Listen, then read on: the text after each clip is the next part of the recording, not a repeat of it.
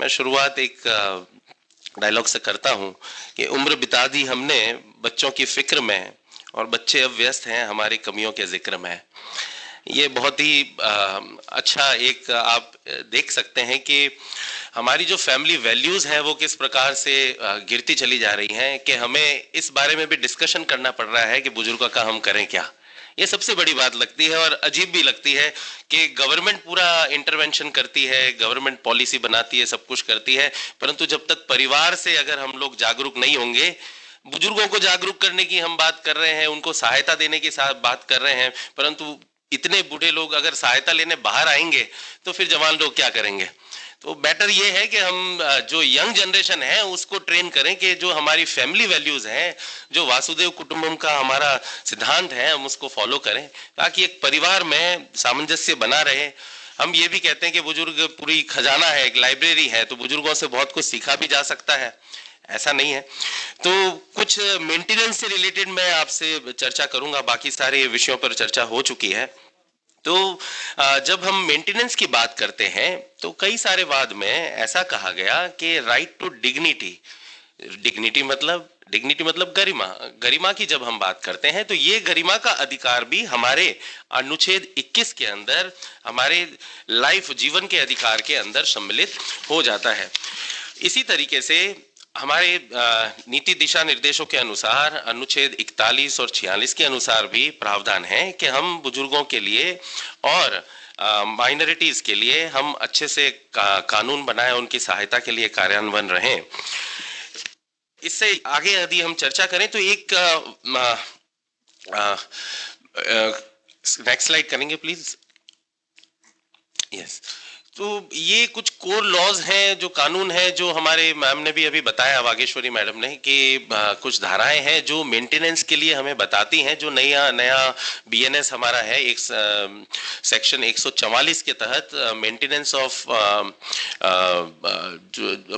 Of the dependents, जैसे कि हमारे परिवार के वाइफ है, हस्बैंड है, जो भी आपस में मेंटेनेंस क्लेम करते, तो पहले हम धारा 125 के अंतर्गत करते थे, तो अब धारा 144 के अंतर्गत होता है। तो यहाँ पर भी हम बुजुर्गों को कानून तो है, यहाँ पर भी हम कह रहे हैं कि मेंटेनेंस क्लेम कर सकते हैं, परंतु ज्यादातर हम इसको इस्तेमाल ही नहीं कर पाते। बुजुर्ग इस हालत में है कि वो इस्तेमाल ही नहीं कर पाते। तो सबसे पहले मैं ये कहूंगा कि जो मेंटेनेंस एक्ट, जो हमारा welfare of parents and senior citizens act 2007 में जो आया, जिसमें हमने कुछ प्रावधान इतने अच्छे बनाए, जैसे कि ट्राइब्यूनल से संबंधित है कि एक अलग से ट्राइब्यूनल ही बना दिया जाए, अलग से न्यायाधिकरण बना दिया जाए, एक मंथली उनको एंटाइटलमेंट दे दिया जाए, प्रॉपर्टी से उनको सुरक्षा दी जाए, जो धारा 23 बताती है कि अगर प्रॉपर्टी आपने मेंटेनेंस के एवज में प्रॉपर्टी दे दी है तो प्रॉपर्टी भी आपसे वापस ली जा सकती है।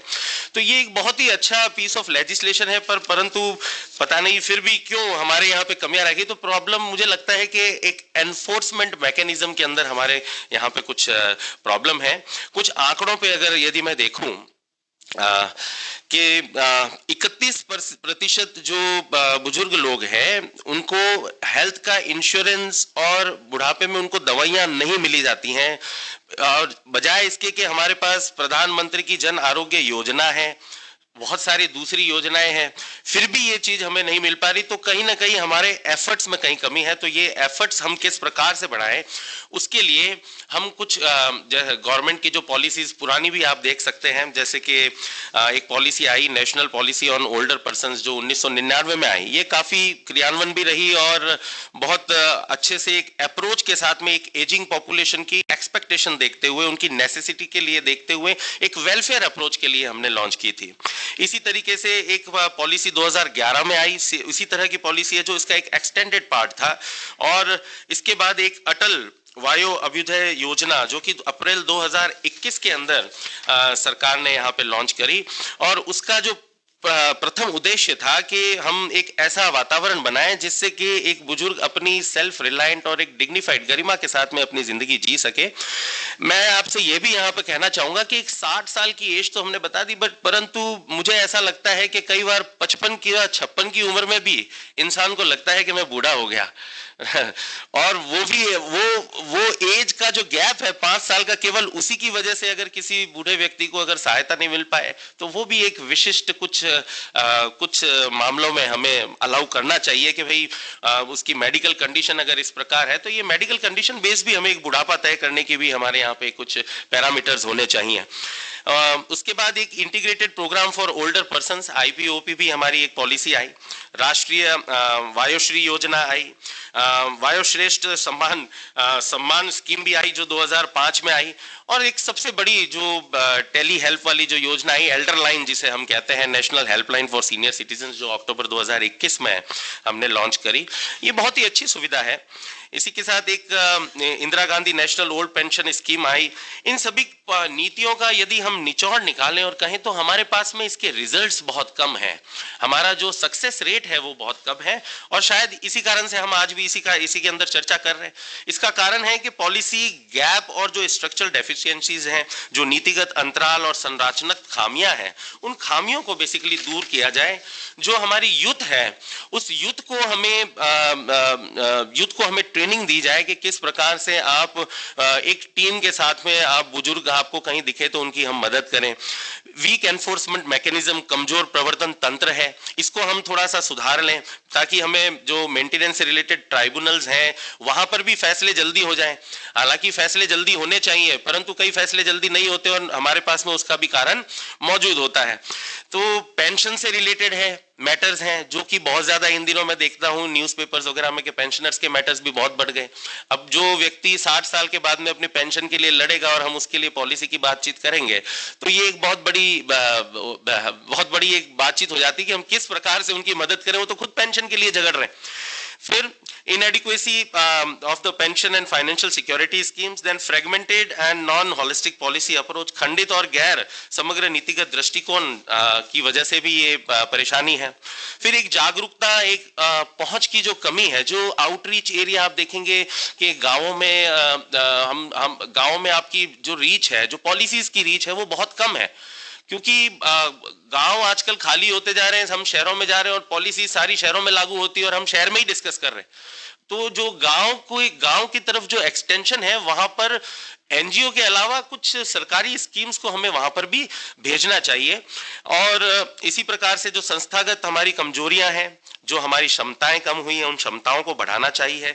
राज्यों में एक समान कार्यान्वयन होना चाहिए। किसी स्टेट ने कोई पॉलिसी लागू कर दी और बहुत अच्छी चल रही है, किसी स्टेट ने नहीं की, तो ये भी एक यूनिफॉर्म स्टेज पे बराबर तरीके से सारे राज्यों को काम करना चाहिए। और सारे जो प्रोग्राम्स हैं उसकी एक अकाउंटेबिलिटी, ट्रांसपेरेंसी और एक निगरानी और एक जवाबदेही जरूर होनी चाहिए। और जो स्वास्थ्य सेवा प्रणालियां हैं, जैसे कि जो हम बुजुर्गों को स्वास्थ्य से संबंधित उनकी दवाइयों संबंधित जो अभी CGHS स्कीम और जो स्कीम्स हैं वो बहुत ही मैं अच्छी मानता हूं, परंतु ये केवल उन्हीं को मदद करेगी जो व्यक्ति नौकरी करता था। जो व्यक्ति नौकरी नहीं करता, जो बिजनेस करता है उम्र भर, उस व्यक्ति को किस प्रकार से हम सहायता दें और ये मेडिकल की सहायता किस प्रकार प्रदान करें। मैं कहना चाहूंगा कि बुजुर्गों के लिए तो ये सहायता बिल्कुल मुफ्त होनी चाहिए। मेडिकल सुविधा तो उनके लिए मुफ्त होनी चाहिए। हाँ, ये कर सकते हैं कि कुछ बीमारियां जो ज्यादा कवरेज मांगती है या ज्यादा पैसा है, उसके हिसाब से हम उनको ट्रीटमेंट का सॉल्यूशन जो है हमें मिलना जरूर चाहिए। अब हम कर क्या सकते हैं, ये सबसे बड़ी बात है।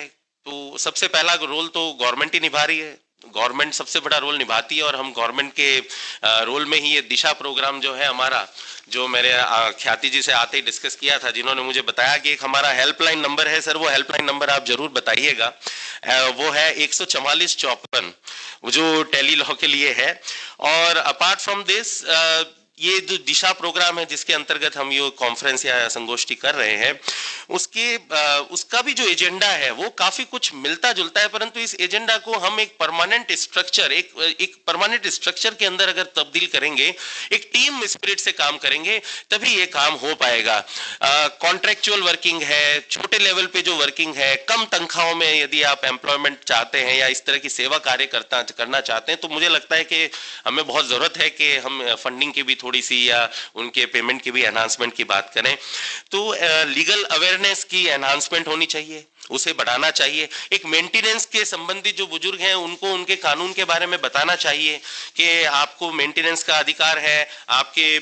अच्छा, एक बहुत अच्छा केस भी है, अगर आप प्रीवियस स्लाइड देखेंगे तो, जिसमें सुप्रीम कोर्ट ने कहा कि केवल बेटों को ही अधिकार नहीं, बेटे को ही जिम्मेदारी नहीं है कि वो माँ बाप को संभाले, बेटी अगर मैरिज हो गई है तो भी उसको माँ बाप को संभालने की जिम्मेदारी है। तो सुप्रीम कोर्ट भी इतना डेलिबरेट है। तो मैं ये चाहूंगा कि एक कोलैबोरेटिव अप्रोच होनी चाहिए, सामान्य नागरिकों की सरकारी सहायता से होनी चाहिए, सरकार के सहयोग से होनी चाहिए, जिससे कि हम एक पब्लिक प्राइवेट पार्टनरशिप्स क्रिएट कर सकें। जैसा मैम ने बताया, एक बहुत अच्छा अनुग्रह आप चलाती हैं मिनिस्ट्री में, सोशल जस्टिस में। तो ऐसे इनिशिएटिव्स और एनजीओस को साथ में लेकर हम सारी चुनौतियों को दूर कर सकते हैं। और जो स्पेशली मेंटेनेंस की जब बात आती है तो कुछ वादों में मेंटेनेंस के लिए भी कहा गया कि अगर मेंटेनेंस सिविल केसेस में यदि आपको कम मेंटेनेंस मिली और क्रिमिनल केसेस में अगर आपको ज्यादा मेंटेनेंस मिली है तो जो ज्यादा मेंटेनेंस है वो आपको दी जाएगी। यस मैम, या just I will take it.